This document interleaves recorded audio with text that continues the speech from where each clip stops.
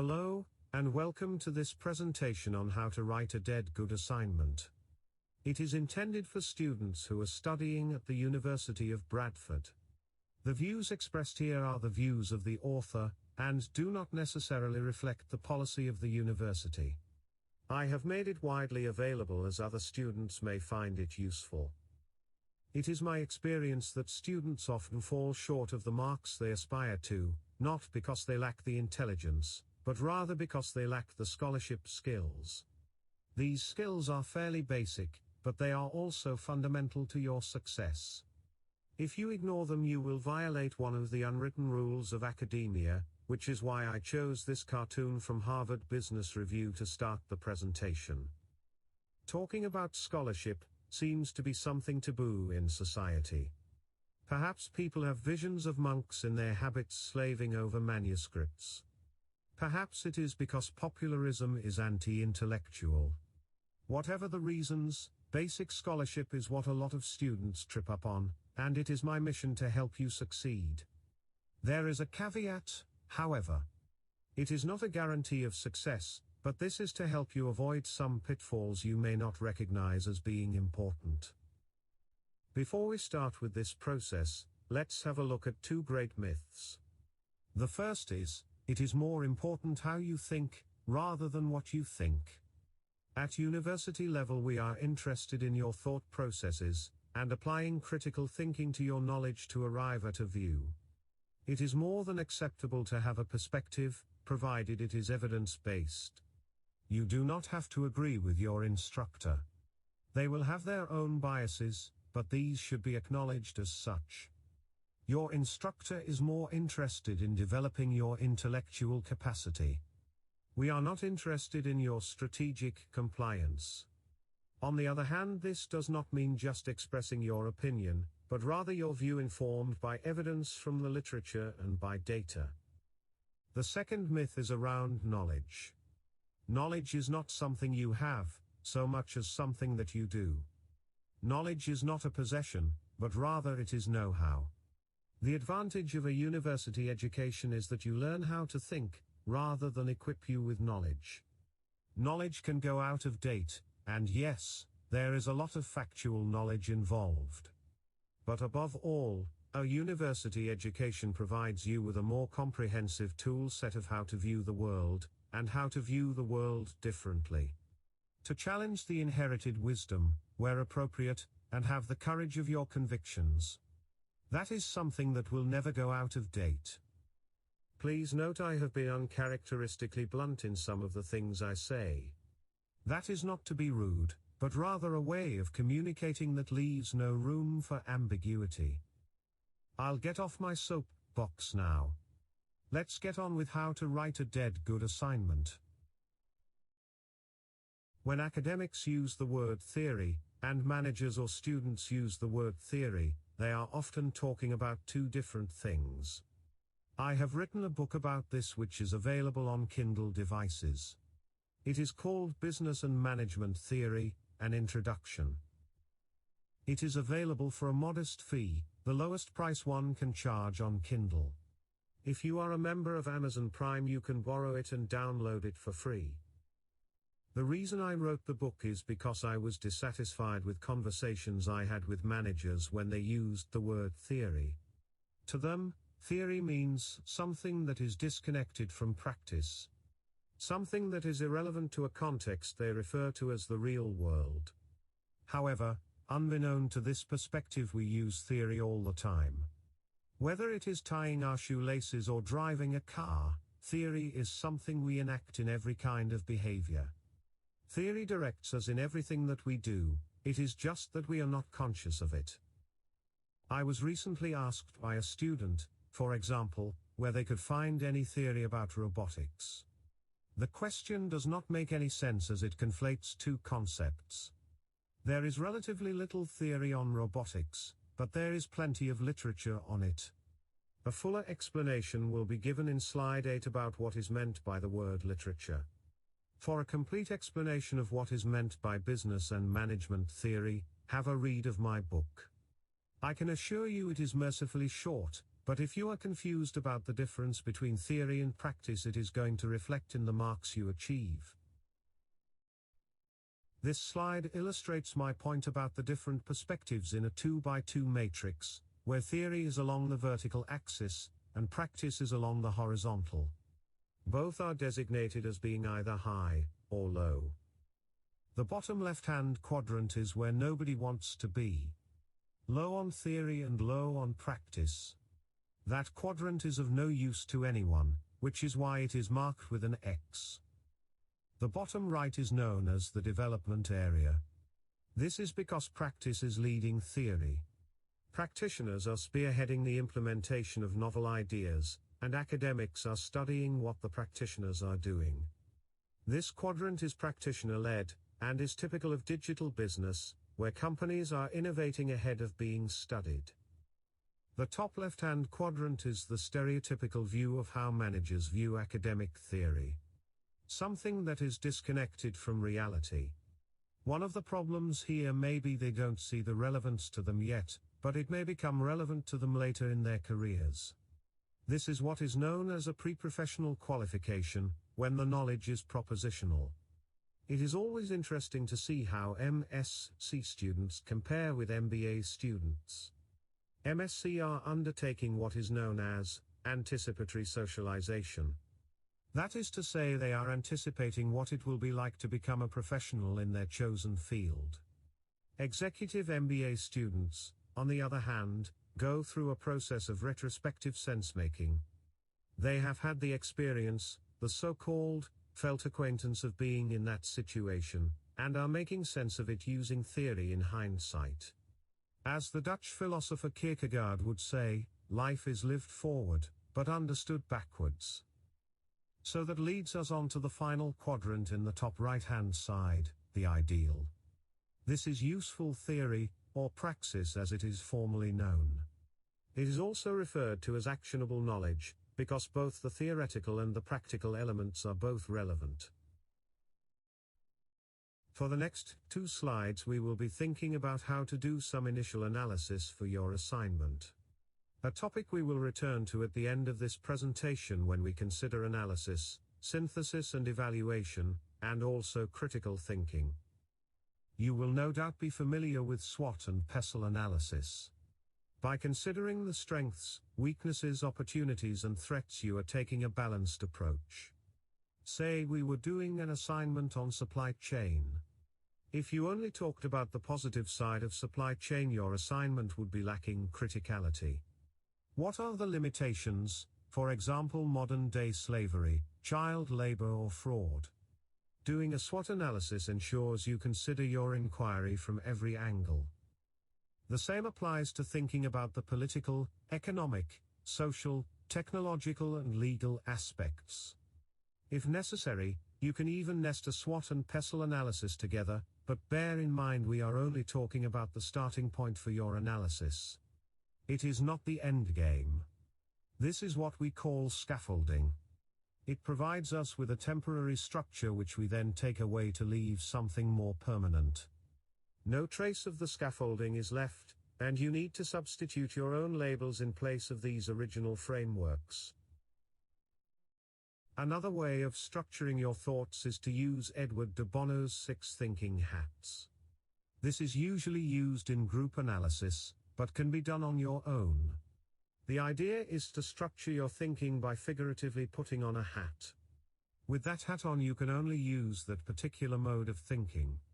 Thus, putting your white hat on is concerned with facts, red hat for emotions, black hat for the negative aspects, yellow hat for positive thoughts, and the green hat for what growth could come from the analysis. The blue hat controls when different hats need to be put on. 6-hat thinking allows you to break your thinking down into 5 different sections, so that you can synthesize them together. De Bono says it should act like color printing, where each color acts as a layer in order to provide a technicolor solution. In the write-up you can use a structure similar to what is known as the Pinto pyramid. This has 4 steps to it: situation, complication, question, and answer. Thus, there is a particular situation, the current status quo. However, The current situation cannot continue because of a complication that begs a question, to which you then provide an answer. If you use SWOT, PESTLE, 6-hat thinking or Minto's pyramid, you will still need to take away the scaffolding, so that it is not so obvious that you have used it.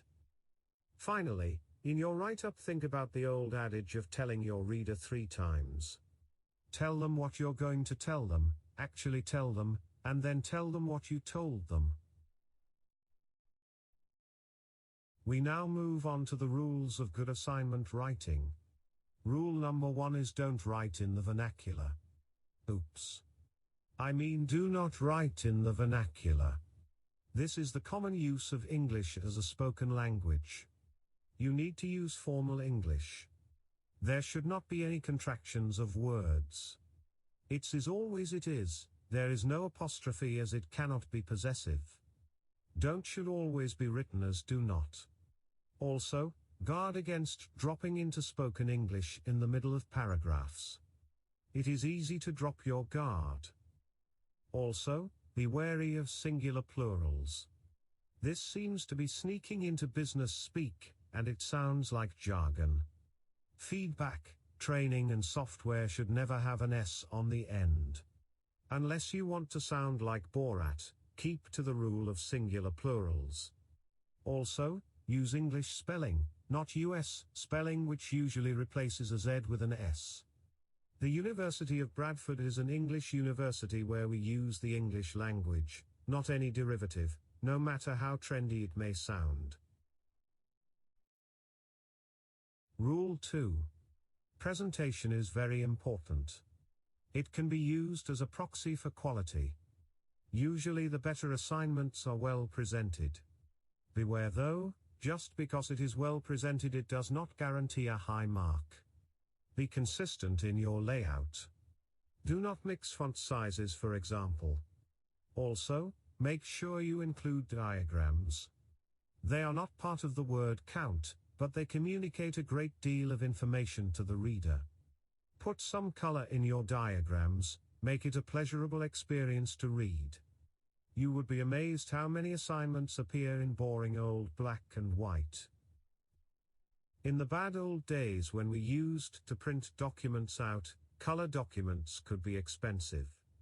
Perhaps it is a legacy of an outmoded practice, but as your assignment is submitted electronically there should be no barrier, and therefore no reason for you to use black and white diagrams. Add a little color. This is a subject we will come back to when we consider the assignment standard layout in a later slide. On the subject of diagrams, we need to talk about downloading from the internet. Although they add an aesthetic to your work, if you just cut and paste from the internet they add relatively little value. Anybody can download a picture from the internet. Where is the scholarship in that? What works better are diagrams you have drawn yourself, especially those you have adapted. Later on we will be talking about the importance of analysis, synthesis and evaluation.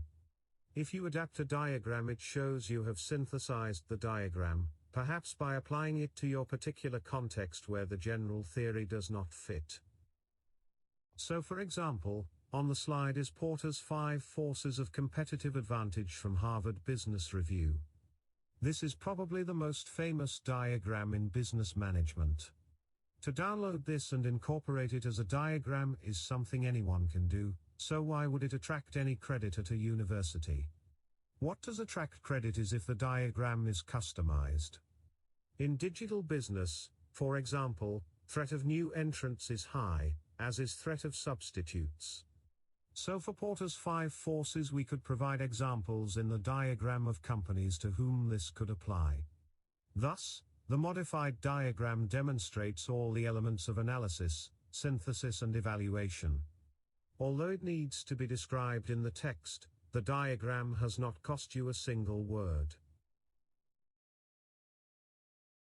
Believe it or not, I have, on some occasions, seen a bibliography or list of references that looks something like this. This might as well have the title, "I can't be bothered." There are too many hyperlinks and it is not correctly formatted. The emphasis is this is a literature search, not a Google search. Anybody can use Google. Why would anyone think we would award you with a degree for being able to use a search engine? Be careful when using hyperlinks. They should only be used sparingly and then only for very contemporary pieces of information that are relevant, but impossible to come by through any other means. We have a library crammed with electronic journals from good quality peer-reviewed publications. Why on earth would you offer an answer from a search engine that is available to anyone and everyone? Lastly, there are too few references. 4 references are totally inadequate for an assignment. You need to be looking at a minimum of 12, as many as 20, good quality references for an assignment. Now, this is what I call academic porn. Look at it. Beautifully laid out. Indented. Consistent. An alphabetical list. No silly numbering or bullet points. This list of references was prepared using bibliographic software called EndNote. The difference between a bibliography and references is that a bibliography is everything you have read around a subject. It is a little old-fashioned to do this. In previous years there was very little written on a subject, so a list was included to help readers see where the writer had drawn inspiration. We use the term references these days. Only work cited in your assignment needs to be included in your list of references in the back. Confusingly, we do tend to use the terms interchangeably, but bibliography tends to mean the list of references at the back of your assignment. References tends to mean the work you have cited in your assignment. You need to avoid what are known as nits and nibs. Nit means not in the text. This means references appear in your list of references that do not appear in your main text. This has the effect of inflating the number of references. Technically, it is an old-style bibliography, but it is definitely not good practice these days. It is assumed this is an act of deception, trying to make your list of references look more impressive. Nib means, not in bibliography. This means you have cited an author in your assignment but not included them in your list of references at the back. This is a serious omission. Both of these cases are avoided by using bibliographic software. The university recommends EndNote. The web version is available free of charge. Further details are available in the assignment format, which comes later in this presentation. When it comes to presentation, in the first instance do not use bullet points in your list of references. The business world seems obsessed with bullet points, but they actually contain very little information. What happens if you refer to the 8th item in a list? The reader has to count down 8 to reach the information they need. Also, do not use a numbered list. They are already in alphabetical order. Why do they need a number next to them? Using bibliographic software, such as EndNote, makes your life much easier. The formatting is done for you. In addition, on all journal sites there is a citation function that allows you to download all the references data without you having to type it. This is the difference between working smart and working hard. In this day and age, not using bibliographic software is the equivalent of not using a word processor to write your assignment. We use our own format at Bradford called Havard Brad. You can download this as a template, and provided you use the template, all your references will be automatically formatted to look like the last slide. The links are given in the assignment format, which is given later in the presentation. Alternatively, use a search engine to find the information on the library website if these hyperlinks become outdated.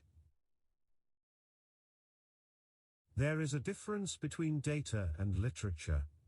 Data is qualitative and/or quantitative evidence collected from people, organizations or entities, such as databases, of interest to your study.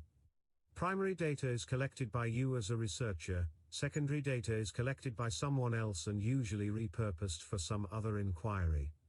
The gold standard used to be primary, but with big data and what is known as exhaust data, secondary data has become of equal, if not greater, importance. Data is more relevant to a dissertation than it is to an assignment where you will need to collect some data to contextualize your inquiry. There are some important ethical issues about what data you collect, how you collect and how you analyze it. But that is for another time. For the purposes of writing an assignment, it is more important to make a distinction between data and literature. Literature, then, is different to data. When I first came across the term literature, I found it confusing. I could not help thinking about the school subject, English literature. I imagined our lecturers were talking about the collected works of the Brontes. Literature is defined as the complete body of work that has been published on a particular subject. Thus, when your lecturers talk about the literature on artificial intelligence, for example, they are talking about everything that has ever been written on the subject of artificial intelligence. There are 3 levels of literature. Primary literature is good scholarly work that has been peer-reviewed by leading authorities. This is literature of the highest quality. It does, though, tend to be highly specialized. Secondary literature are books and textbooks. Tertiary literature is comprised of papers and periodicals. The Financial Times and The Economist are both examples of newspapers in the tertiary level. We don't include websites, but they are considered at even lower than tertiary literature as they are not peer-reviewed. Rule 3 then, is to use primary literature, peer-reviewed journal articles. We will expand this point later on. Secondary literature is acceptable, but not as good as primary literature. However, you may end up using quite a lot of books and textbooks because of the nature of the level you are working at. If you have to use tertiary literature, be sure in your own mind that it is an exception that can be justified. To be clear, I am not saying don't use it. What I am saying is be careful about using it, and certainly do not end up with a list of references the equivalent of what was shown a few slides ago. Ultimately, what you are aiming at is an appropriate mix. Some contemporary references, some from established authors, some ceremonial and legitimizing citations. Hopefully, some pleasant surprises for your examiners. I have included the sign at the top to demonstrate that your instructor attempts to send you in the right direction. Unfortunately, students overlook or ignore what has been provided, and often go off and do their own thing. Often, they are confounded when they subsequently get a low mark. It is almost like being asked directions, and the person who has asked the question then sets off in completely the opposite way. Your instructor will have gone to a great deal of effort to give you a reading list, and some recommended articles.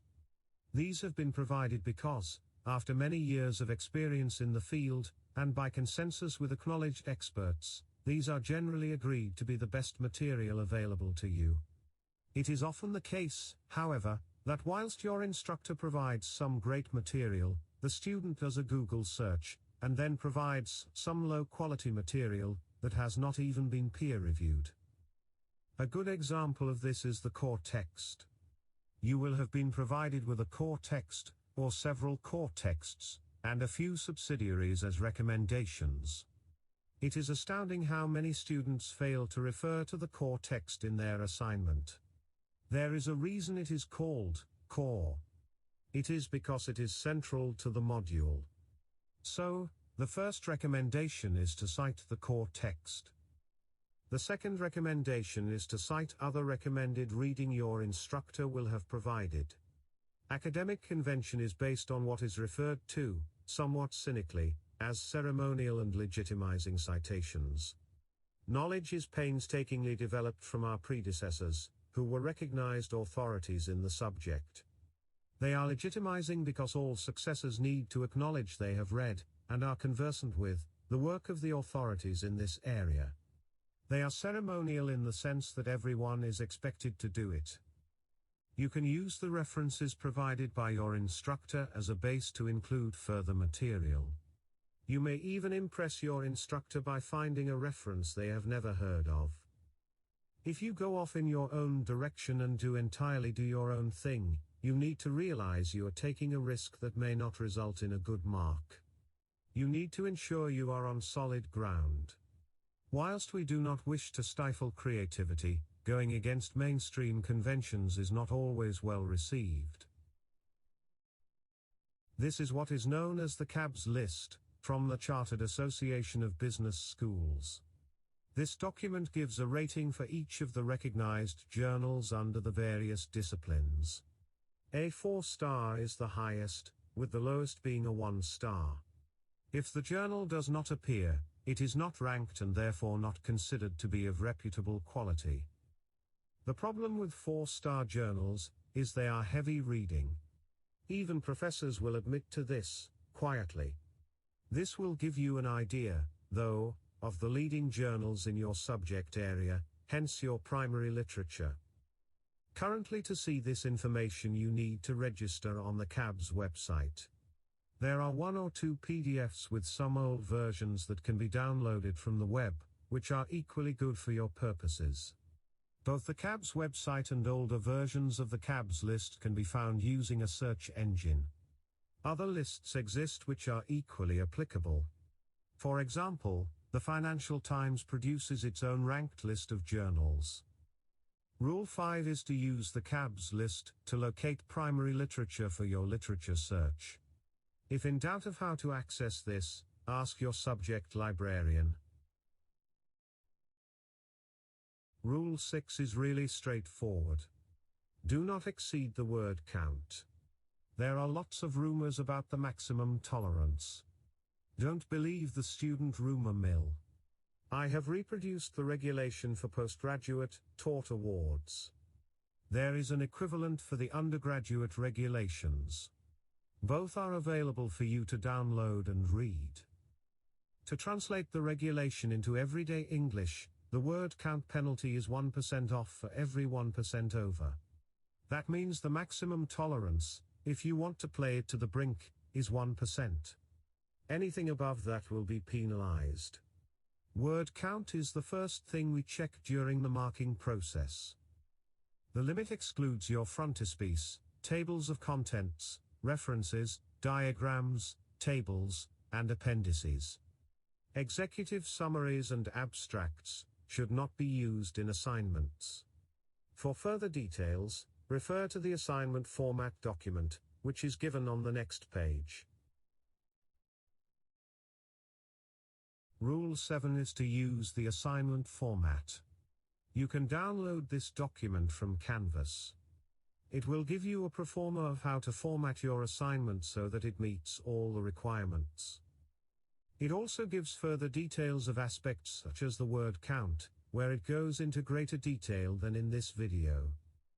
Therefore, you need to read this document having watched this video. The idea is not to be prescriptive, but to have a standard we can all work to so that obvious omissions, such as word count declarations, front covers and academic integrity are not missed. The limit excludes your frontispiece, tables of contents, references, diagrams, tables, and appendices. Executive summaries and abstracts should not be used in assignments. For further details, refer to the assignment format document, which is given on the next page. Speaking of academic integrity, Rule 8 is concerned with plagiarism. Let me be clear about this. Plagiarism is cut and paste. If you cut and paste from the internet, a journal or any other source, it is plagiarism. The threshold is 2 paragraphs. If you cut and paste more than 2 paragraphs, it will be reported for academic misconduct, and your assignment will be sent for investigation. Although it uses the Americanized spelling, I thought it would be useful to provide a definition of plagiarism. That is to take the work of someone else and pass it off as your own. At its worst, it therefore involves a deception. It is a form of theft, and the university takes an extremely dim view of such academic misconduct. It may result in you leaving with an incomplete qualification, or being even expelled with no qualification at all. Along with all other educational institutions, we use plagiarism detection software. The one we use at Bradford University is called Turnitin. As you can see from this example, Turnitin has detected 3 examples of cut and paste. The software provides the examiners with the original source, and a similarity score. Here you can see the example was copied from Wikipedia. This is another example where you can clearly see where the work has been cut and pasted from. Here there are 3 paragraphs that have been clearly cut and pasted from original sources. Although the 3rd paragraph is a quotation, there are 2 paragraphs that have been cut and pasted, and therefore this example would be sent for investigation into academic misconduct. This is an example of what I call a quilt of plagiarized sources. It is made up of different material from different authors, and customized to fit into the context of the assignment question. Here there are 7 sentences, or paragraphs, that have been cut and pasted, and again this would be sent for an investigation into academic misconduct. The outcome of the investigation depends upon the severity of the case. On whether, for example, there had been previous cases of plagiarism, the extent and the amount of work that had been plagiarized. Usually the outcome is the student is capped at a mark of 40 at the first attempt, and required to resubmit the assignment. This severely restricts the classification the student will ultimately receive. It is important to realize we do not intend to catch you out. You have access to the same software as your examiners. When you submit an early draft of your assignment, you can check your similarity index by clicking on the stopwatch in Canvas, as shown on the slide. This will take you through to Turnitin. It is not just about having a score. Ideally, your assignment will show an indicator color of green, which means the similarity index is less than 24%. Anything above that will be checked. However, you need to ensure that there are no paragraphs that have been copied. If you have used a quote, this will be highlighted. Sometimes the references show up as being plagiarized, along with the front cover, as these will be similar to other submissions. Rather than achieve a score, you need to understand how your score was derived. The message is quite clear. Write the assignment in your own words. Paraphrasing, using the same words but in a different order, is still plagiarism, albeit a milder version. To repeat, the assignment needs to be written in your own words. Originality is the hallmark of good academic writing. Cribbing somebody else's words is not the work of good scholarship. Rule 9 is to use critical thinking. There is a separate handout on critical thinking from the writing of Richard Paul. As I mentioned previously, a way of thinking about this is to use a SWOT analysis. That way you do not end up with an assignment that considers the one-sided set of advantages of what you are writing about. Rather, you consider the strengths, weaknesses, opportunities and threats. That is how you end up with a balanced argument. However, do not include the SWOT analysis in your assignment. Use it for scaffolding that you later remove, and use different labels and move the material around so it provides a more sophisticated approach. That is how you bury the structure. Using a SWOT analysis is very basic and will not reflect well on your submission. The qualities of intellectual standards need to be reflected in your work. That is to say, it is accurate, relevant, specific, clear, precise, plausible, consistent, logical, deep, broad, complete, significant, adequate and fair. Rule 10 is to keep these 3 words uppermost in your mind. Analysis, synthesis and evaluation. It may not always be a 3-stage process as shown in the diagram, but you still need to keep analysis, synthesis and evaluation uppermost in your mind. Thus, what are you going to analyze and how are you going to analyze it? Am I using the right analysis? What other methods exist to analyze the situation? What is the downside? In the field of psychology, cognitive dissonance occurs when a person holds contradictory beliefs, ideas, or values, and is typically experienced as psychological stress. That is why I have included the quote from F. Scott Fitzgerald. The test of a first-rate intelligence is to hold two opposed ideas in mind at the same time, and still retain the ability to function. Building on the previous slide which talked about the use of critical thinking, multiple perspectives need to be analyzed, synthesized and then evaluated into your view. This may be contextualized in your own organization, but the key here is adaptation rather than uncritical adoption. Like the way in which diagrams that are adapted earn extra marks, authors provide different views that can be synthesized and evaluated from your own perspective. I hope you have found this assignment briefing useful. If so, whack the like button and thanks for watching.